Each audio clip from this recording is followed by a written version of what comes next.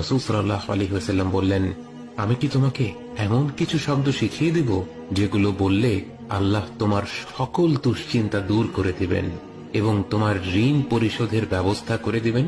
বলো, আল্লাহুম্মা ইন্নী আউযু বিকা মিনাল হাম্মি ওয়াল হাযান ওয়াল আজজি ওয়াল কাসাল ওয়াল বুখলি ওয়াল জুবন ওয়া দালা'আদ দাইনি ওয়া গালাবাতির রিজাল।